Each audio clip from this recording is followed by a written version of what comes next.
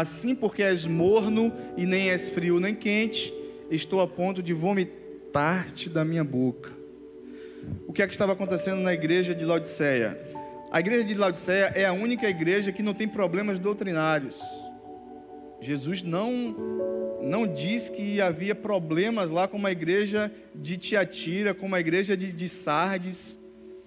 Uma tinha uma tal de Jezabel, que introduzia uma doutrina estranha. A outra tinha a doutrina dos nicolaítas.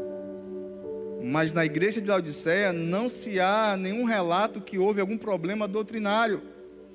Todavia, era uma igreja que estava causando náuseas em Jesus, porque Jesus é o dono da igreja, e Ele passa pela igreja, vistoriando a igreja. A igreja aqui, ela pode ser coletivamente, mas a igreja aqui sou eu, a igreja aqui é você.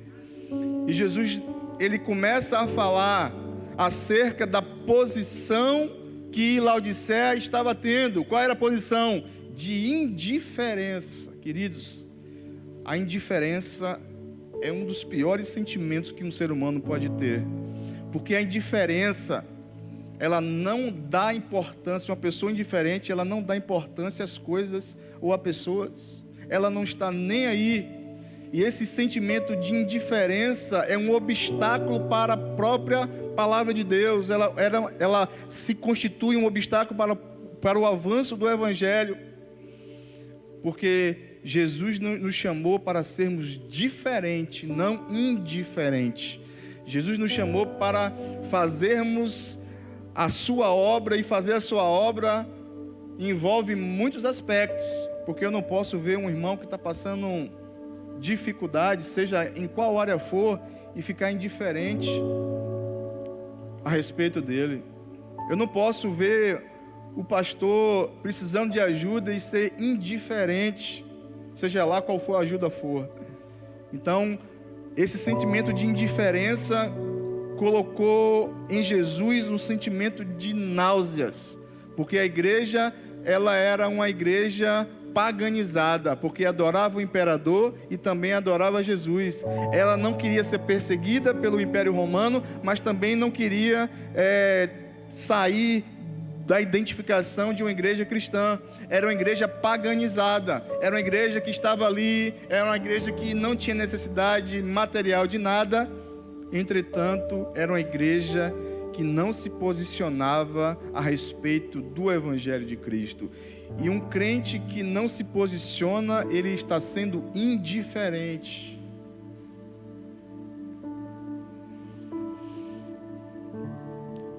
Uma igreja neutra. Havia uma neutralidade da parte da igreja. Observe que não foram alguns, como em Sardes. Tem em Sardes alguns que não contaminaram as suas vestes. Observe que era toda a igreja. Jesus coloca no bojo todo mundo ali que estava com um sentimento de indiferença. Outro sentimento de neutralidade. Eu não sou luz, mas também não sou trevas. Ela pensava, eu não sou crente, mas também não sou pagão. Eu estou em cima do muro, eu não sirvo a Mamon, mas também não sirvo a Jesus. Ela estava em cima do muro.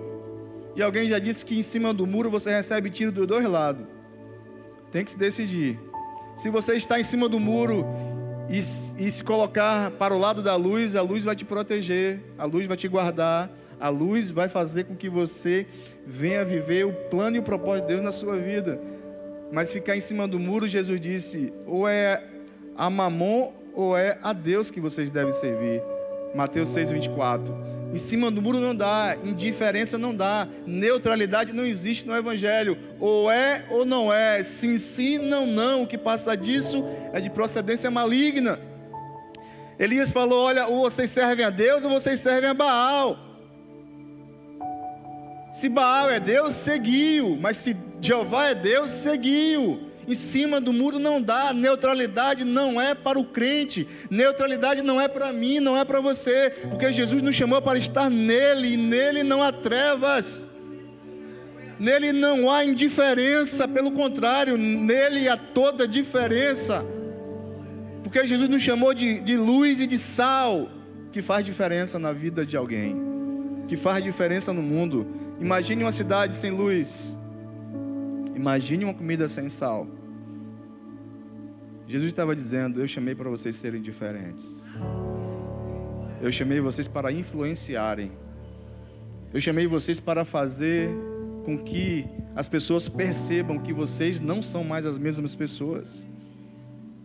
Vocês precisam se posicionar. Jesus estava dizendo, Laodiceia. Laodiceia, se posicionem. Porque eu dei o meu nome para vocês. Vocês carregam o meu nome. Imagine aí uma pessoa que recebeu do Senhor, tem o Espírito Santo e se torna indiferente na caminhada. Jesus está dizendo: não é assim que eu quero. Não foi dessa forma que eu planejei para que você vivesse. O meu Espírito causa diferença na sua vida. O meu Espírito causa mudança na sua vida. E o perigo da exclusão de Laodiceia é porque Jesus estava próximo, perto, a expelir ela de dentro dele. Porque a igreja está assentada em Cristo, queridos, nas regiões celestiais.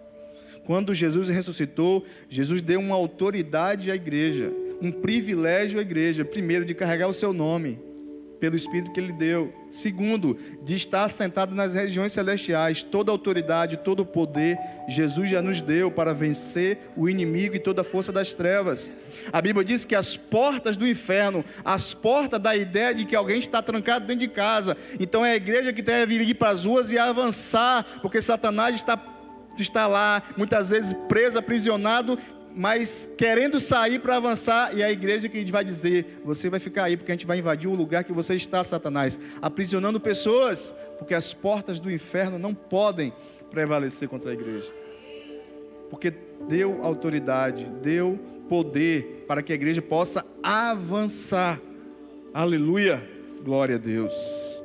Então o sentimento de Jesus foi um sentimento de náuseas, à beira de expelir Laodiceia do seu próprio corpo. É forte isso. Pode passar o próximo tópico, por favor? Pois dizes: estou rico e abastado, e não preciso de coisa alguma, e nem sabes que tu és um desgraçado, pobre, cego e nu. Laodiceia tinha caído da graça. Esse prefixo des é ausência de graça. Desgraçado é ou seja, ausência de graça. Algumas Bíblias, algumas versões falam infeliz, mas eu gosto dessa expressão desgraçado porque dá essa ideia, caiu da graça. Por que caiu da graça? Porque não reconheceu a graça de Jesus. Todas as vezes que a gente acha que alguma coisa, a gente pode incorrer no risco de cair da graça, porque a graça só alcança aquele que reconhece que precisa dela. A graça só alcança aqueles que necessitam dela. A graça só vem para aqueles que é pobre, cego e miserável e reconhece isso. E Laodiceia estava ali porque tinha riqueza, tinha domínio ali sobre a cidade, era influente. Porque não adianta, querido, você comprar a cama e não ter sono. Não adianta você comprar o remédio, você não vai ter saúde. Não adianta você comprar amigos, você pode não ter amizades. O que o ser humano precisa é do bem maior, Jesus Cristo. Jesus é a nossa maior riqueza. E se nós estivermos nele, nós seremos abundados na graça dele. Aleluia, glória a Deus. A situação espiritual, pobre, cega e nua, era a situação de Laodiceia. É interessante porque quando Jesus ele conta ele fala a respeito de ser frio ou quente, ele está de olho na geografia da cidade. A cidade de Laodiceia estava num vale, perto de algumas cidades, era um grande centro. E do lado direito havia uma cidade chamada Hierápolis, que tinha águas termais, águas quentes. E do lado esquerdo havia Colossos, que tinha um rio que corria, que a água era fria. E quando os aquedutos que subiam a montanha e desciam ao vale para poder alimentar a cidade, essa água quente, ela já não era mais quente, ela era morna. Por isso que Jesus disse: olha, tu não é quente nem fria, está morna. Estou a ponto de vomitar da minha boca, porque uma água morna é ruim para beber, não é verdade? E Jesus fala justamente sobre, para poder elas entenderem, ou melhor, a igreja entender o que Jesus estava querendo dizer. Jesus contextualiza a situação da igreja, da geografia, para que eles possam compreender de forma muito clara o que Jesus estava querendo dizer. Porque o objetivo de Jesus é que a mensagem seja compreensível ao seu coração. Porque se não há compreensão, não há salvação, e não há conversão, não há mudança de vida. A mensagem tem que ser clara, objetiva, para que você seja alcançado, gere um sentimento de reconhecer os seus erros, porque quem opera através da palavra é o Espírito Santo de Deus. Ele que convence o homem do pecado, da justiça e do juízo. Então a situação espiritual de Laodiceia era essa. Embora fosse uma igreja rica, abastada, mas no olhar de Cristo era uma igreja que carecia de riqueza espiritual. Porque a pior coisa é você colocar a sua certeza na incerteza das riquezas. Paulo disse que a gente não pode colocar a nossa certeza, confiança na incerteza nas riquezas. O dinheiro não é mal. O problema é que muitas vezes as pessoas vivem uma escravidão pelo dinheiro. O dinheiro tem que ser nosso servo, não o nosso senhor.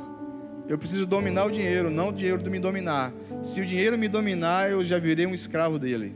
E aí eu vou fazer tudo por ele, porque eu já virei um escravo dele. Mas se eu tiver domínio sobre ele, quem manda sou eu. Eu que vou determinar o que eu faço com o dinheiro. Ele é meu escravo, ele é meu servo. E a igreja de Laodiceia estava vivendo isso. Era escrava das posses, do dinheiro, do elogio, do status. E aí Jesus vem, e é interessante porque Jesus ele faz isso por amor. Ele faz isso porque ele não queria que a igreja de Laodiceia se perdesse. Ele não queria que a igreja de Laodiceia caísse da graça completamente, porque ele já estava ali falando com a igreja: arrepende-te, volta, observa o que vocês têm vivido, porque eu quero que você, Laodiceia, compre ouro refinado pelo fogo, que é o próximo slide aí. Pode passar, meu irmão, por favor. Aconselho-te que de mim compres ouro refinado pelo fogo, para ti enriqueceres, vestiduras brancas para te vestires, a fim de que não sejas manifesta a vergonha da tua nudez. Opa, próximo slide, passou aí. A fim de que não sejas manifesta a vergonha da tua nudez, e colírio para ungir os olhos, a fim de que vejas. Aleluia, versículo 18. Isso aqui, queridos, é muito forte, mas há um conselho de Jesus. Qual é o conselho? Que a igreja pudesse comprar de Jesus ouro refinado pelo fogo, porque o ouro refinado pelo fogo tira toda a impureza. Quando você coloca um ouro no fogo, todas as impurezas que ele tem serão tiradas. E Jesus estava dizendo para aquela igreja: você só será purificada, Laodiceia, na minha presença. Venha a mim e vocês serão purificados pelo fogo que eu sou, fogo consumidor. Os meus olhos são como chama de fogo. Lembra a igreja de Éfeso? João viu ali Jesus com olhos como chama de fogo. Penetrante o olhar de Jesus e purificador. Jesus estava ali olhando para aquela igreja e falando: compre de mim, venha a mim, compre ouro refinado no fogo, para que você possa ser purificada, Laodiceia. Não é o ouro material, mas é o ouro espiritual que você precisa hoje, Laodiceia. Arrepende-te. Vestes brancas, veste na Bíblia é um sinal dependendo do contexto. Jesus estava dizendo na igreja de Sardes, tem em Sardes, capítulo 3, versículo 4 de Apocalipse, algumas pessoas que não contaminaram as suas vestes, e comigo andarão de branco. Ou seja, em Sardes, era uma igreja conhecida por Jesus, que tinha nome, que vivia, mas estava morta. Por que estava morta? Porque tinha vivido uma vida de pecado. E o pecado nos causa morte. O salário do pecado é a morte. Jesus disse que a morte faz separação entre Deus e os homens. A morte espiritual é o resultado do pecado. E o pecado é errar o alvo. O pecado é deixar de ser aquilo que Deus criou para você ser. Isso é pecado. Quando você deixa de viver os planos e os propósitos do Senhor, você está vivendo em pecado. E a igreja de Laodiceia, Jesus estava dizendo: vestes brancas, Laodiceias, compra de mim. Olha que Laodiceia era um centro da moda, era um centro que exportava vestido, porque havia ovelhas ali na região, que eram ovelhas que produziam lãs, cor de vinho escuro, era muito suave a lã, e por isso elas exportavam, porque em nenhuma região havia ovelhas semelhantes às ovelhas de Laodiceia.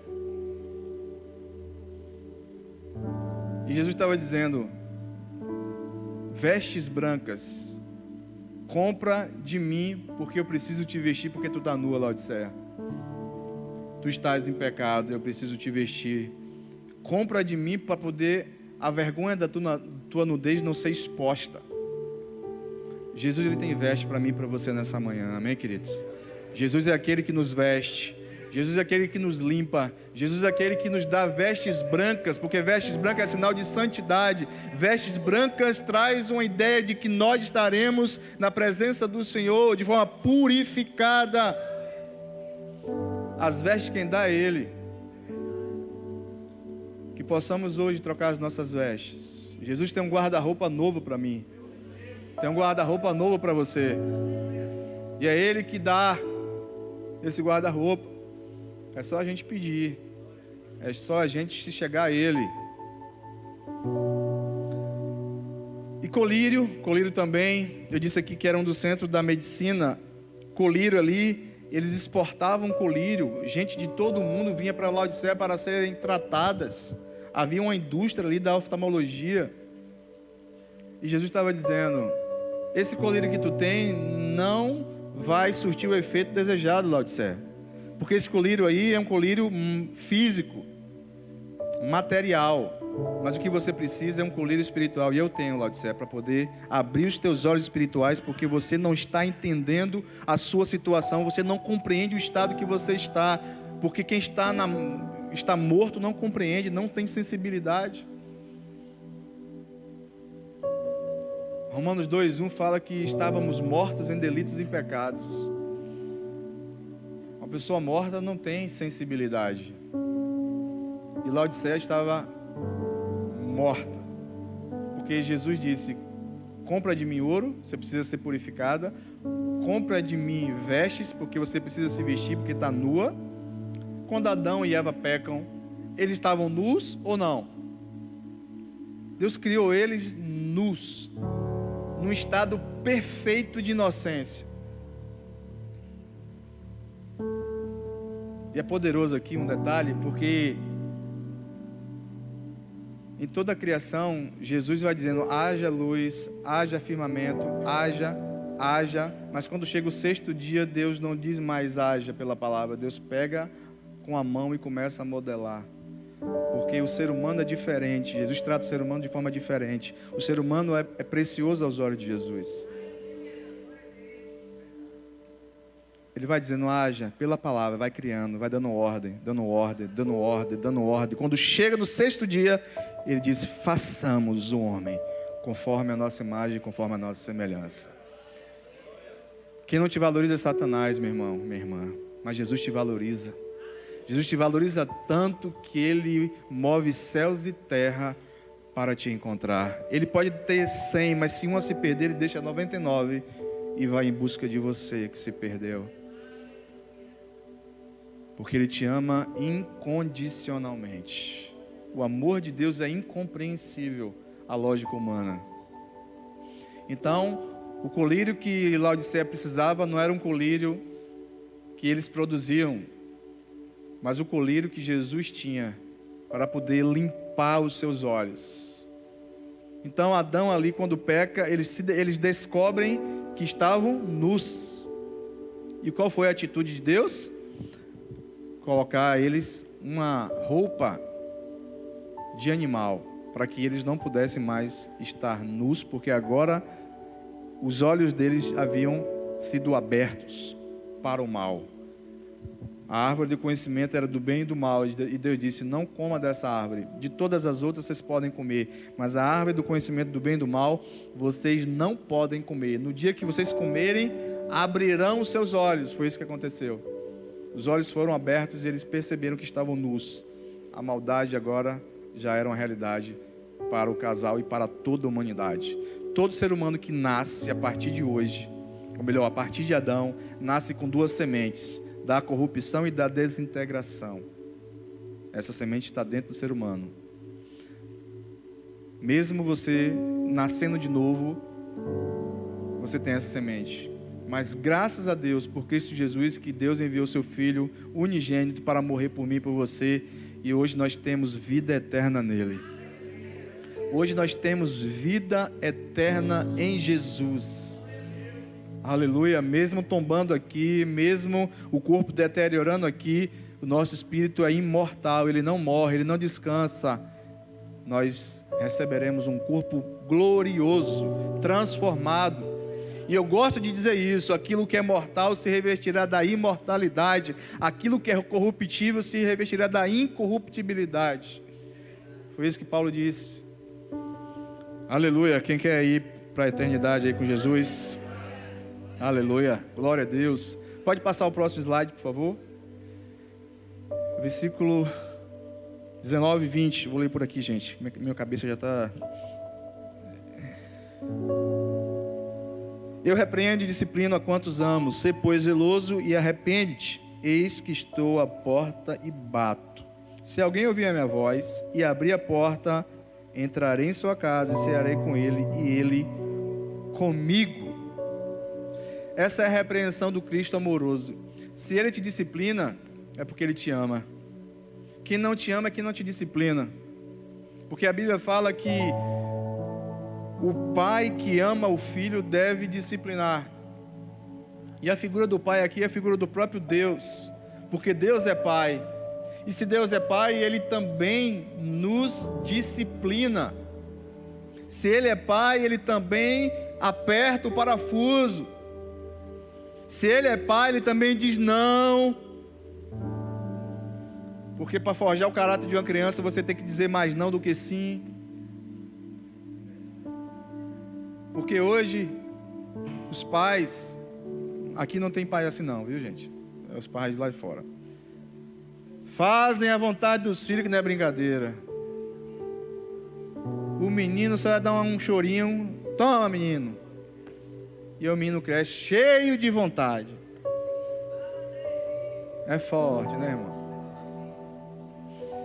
E aí a criança cresce cheio de vontade, cheio de birra.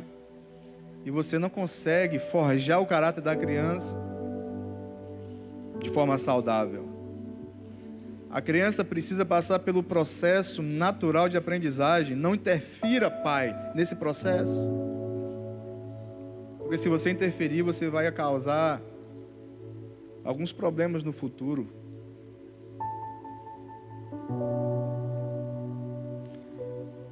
E Deus, ele repreende e castiga porque Ele amava a igreja de Laodiceia. E quando Ele nos castiga é porque Ele está nos amando incondicionalmente. O fato de Deus nos corrigir não quer dizer que Ele não nos ama. Pelo contrário, é porque Ele nos ama tanto que Ele não quer que a gente se perca. Ele nos ama tanto que Ele não quer que a gente tome um rumo diferente da sua vontade e dos seus planos. Deus quer nos corrigir. Deus quer nos levar a um caminho de correção, sim. Porque hora ou outra a gente tende a errar o caminho, a se desviar do propósito. Aí Ele vem e nos chama de novo ao propósito, ao centro da vontade dele. Porque fora do centro da vontade do Senhor você sofre, fora do centro da vontade você padece. Mas Jesus está aqui nessa noite para poder corrigir a nossa rota. Nessa noite não, nessa manhã, para corrigir a nossa rota. Jesus está aqui nessa manhã para nos levar ao centro da vontade dele, queridos. Porque a vontade dele sempre foi boa, perfeita e agradável. Por mais incompreensível que seja, muitas vezes, a vontade de Deus é boa, perfeita e agradável. Aleluia, glória a Deus. Jesus quer entrar. E aí, você vai deixar? Eis que estou à porta e bato. A igreja de Laodiceia tinha deixado Jesus do lado de fora da igreja. Trancou a porta e tirou a chave. Não tinha nem trinco na porta da igreja de Laodiceia, porque Jesus estava batendo. Não deixou a porta aberta, deixou a porta trancada. E Jesus estava: quero entrar, tem alguém me ouvindo? Eis que estou à porta e bato. É interessante isso aqui, porque ele fala assim, ó: eis que estou à porta e bato. Se alguém ouvir a minha voz e abrir. Não adianta ouvir a voz se não abre. Não adianta ouvir a palavra de Deus, entrar na igreja, ouvir a palavra, mas não coloca a palavra em prática. Não coloca a palavra no dia a dia. Deus não entra. Deus só entra quando eu abro. E se eu abrir, se prepara para a mudança. Se Jesus perceber que você abriu, ele vai entrar e ele vai começar uma faxina. Ele vai começar uma mudança. Ele vai começar uma limpeza. Ele vai começar a trabalhar como ele quer trabalhar. Porque se você der espaço para Jesus trabalhar, Jesus vai fazer uma revolução na tua vida. Aquilo que não é bom vai ser tirado. Aquilo que não é bom e não presta vai ser arrancado. Porque ele quer reinar na sua casa, reinar na sua vida, reinar no seu coração. É por isso que Jesus falou: se posiciona, Laodiceia. Neutralidade não dá, indiferença não dá. Eu preciso entrar e tomar a chave do teu coração. Eu preciso estabelecer o meu trono no seu coração, Laodiceia, porque assim eu faço como eu quero. E Jesus não quer 10% da sua vida. Eu já disse aqui, 10% nem 99%, Jesus quer 100%. Mas esse processo aí, até chegar a 100%, é um processo que, na caminhada, Jesus vai nos lapidando, nos aperfeiçoando. Eu vou contar um testemunho aqui. Eu, antes de namorar com minha esposa, e a gente estava, na prova, dando glória a Deus. E aí eu falei com ela, olha, a minha vida é do Senhor. Entreguei a ela completamente ao Senhor. Eu tenho um chamado da parte de Deus. Se Deus me mandar para a África, você vai comigo? Ela falou: se for de Deus, eu vou. Então, queridos, Deus sabe do meu coração. Ele sabe que eu não estou mentindo. A minha vida é completa dele. Não imponho limites para ele agir na minha vida. Eu não coloco nenhum tipo de imposição para Deus agir na minha vida. Aonde Ele me mandar, eu vou. O que Ele quiser fazer na minha vida, Ele faça. Eis-me aqui, Senhor, Tu sabes. Porque não haverá mudança na minha vida se eu colocar restrições para o agir de Deus na minha vida. Deixa Deus aí trabalhar na tua vida, meu irmão. Deus está falando contigo aí. Arranca aí as barreiras, o nome de Jesus nessa manhã. Ele está falando com você. Você não está aqui em vão. Ele está falando. A palavra dele não volta vazia. Não coloque barreiras para o agir poderoso de Jesus, porque mesmo sendo um Deus todo poderoso, Ele é um cavalheiro, porque Ele está à porta batendo. Ele só entra se você abrir. Olha que coisa interessante. O Deus criador de todas as coisas, dos céus e da terra, o todo-poderoso, o que não teve início, porque Ele é de eternidade em eternidade, Ele é Deus, o soberano do Rei da terra, que te criou, que te formou, que sabe os dias da sua vida, está dizendo: Eu quero entrar, mas só posso entrar se você deixar. Ele não vai invadir. Ele não vai invadir. Ele está batendo. Tem alguém ouvindo? Então abre, ele está dizendo. Abre que eu quero entrar. Abre que eu quero entrar. Porque eu quero mudar a tua vida hoje. Abre que eu quero entrar, porque eu quero mudar a tua história. É agora, não é amanhã não. Aleluia. Ele quer mudar, é agora, queridos. Não é amanhã não. Ele quer mudar a tua vida, é agora. Aleluia. Você tem caminhado por vários caminhos, mas nenhum deles é de Deus. Você tem andado em lugares que Deus não se agrada. Você tem andado com pessoas que não é a vontade de Deus para a sua vida. E Deus está falando com pessoas aqui de forma bem específica. Você tem feito coisas que não têm agradado o Senhor. Eu estou à porta batendo e você está resistindo para me entrar. Deixa eu entrar. Porque a minha vontade é boa, perfeita e agradável para você. A minha vontade é boa, perfeita e agradável para você nesta manhã. Aleluia. Glória a Deus. Alguém está ouvindo? Então, se está ouvindo, alguém vai abrir. Eis que estou à porta e bato. Se alguém ouvir a minha voz e abrir a porta, entrarei em sua casa e cearei com ele, e ele comigo. Estabelecei comunhão.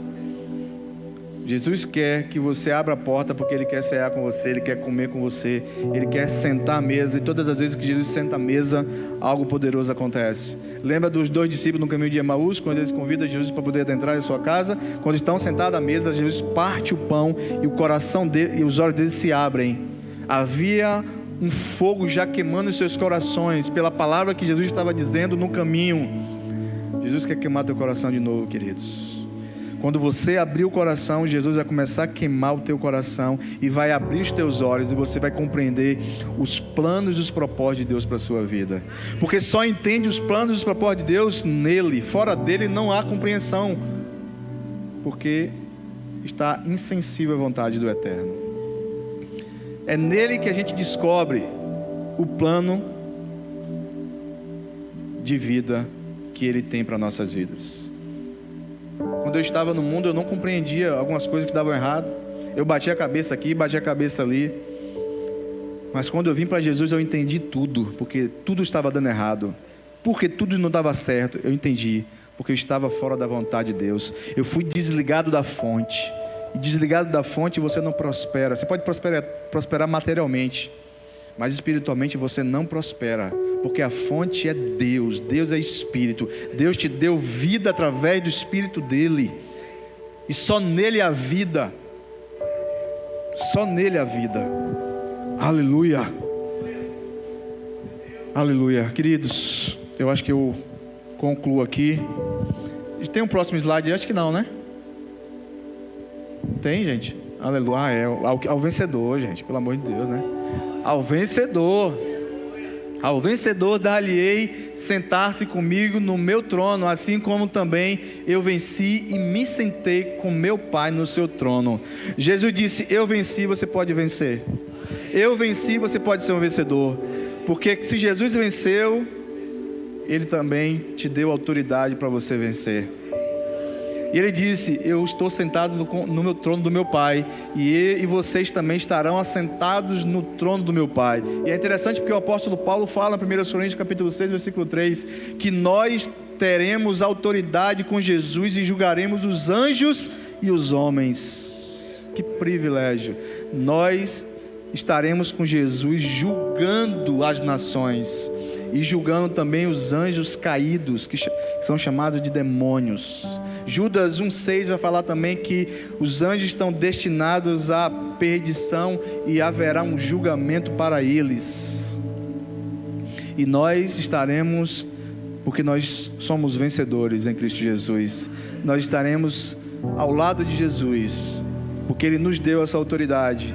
Ao vencedor, cadê os vencedores nessa manhã aqui? Cadê os vencedores nessa manhã aqui? Aleluia! Ao vencedor, fique em pé, vencedor, fique em pé, vencedora. Nós iremos orar por você nessa manhã. E eu quero fazer um convite aqui. Você que adentrou este lugar, você que não fez uma aliança e não entregou a sua vida a Jesus. Jesus está à porta, batendo. Se você quer que Jesus entre na sua vida hoje, mude a sua história, revolucione a sua vida, eu quero fazer uma oração por você. Tem alguém aqui que quer entregar a sua vida a Jesus? Jesus vem batendo na tua porta há muito tempo. Jesus tem colocado pessoas, tem criado circunstâncias, tem falado com você, mas você ainda tem resistido. Nesta manhã, o Jesus de Laodiceia é o Jesus da Renova-me. Ele está batendo hoje. Ele está falando comigo e com você nessa manhã. Ele quer entrar, Ele quer fazer morada no teu coração, Ele quer fazer morada na tua vida. Deixa Ele entrar hoje. Alguém que quer se render ao Senhor nessa manhã, alguém que quer entregar a sua vida completamente, sem reservas, quer entregar a chave do coração a Jesus. Há alguém? Se não há alguém, queridos, nós iremos orar, dar continuidade, porque daqui a pouco nós estaremos realizando o batismo dos nossos irmãos. Aleluia. Pai, no nome de Jesus, nós queremos te louvar, te bendizer, agradecer-te pela tua palavra, Senhor, que é poderosa, que é santa, tua palavra que nos alimenta, que nos norteia, a tua palavra que nos traz de volta para o rumo, para o centro da tua vontade, a tua palavra que nos disciplina, nos encoraja, faz com que a gente, Senhor, seja poderosamente transformado. Ó Deus, que essa palavra encontre espaço em cada coração aqui nesta manhã. Que essa palavra, Senhor, ela como semente possa germinar, ó Deus, possa frutificar, para que o teu nome seja glorificado, Jesus. Obrigado pela tua palavra, obrigado pela tua presença, no nome de Jesus. Amém. Você é bem-vindo aqui. Declara isso. A casa é sua, pode entrar, me esvazio de mim, me esvazio de mim.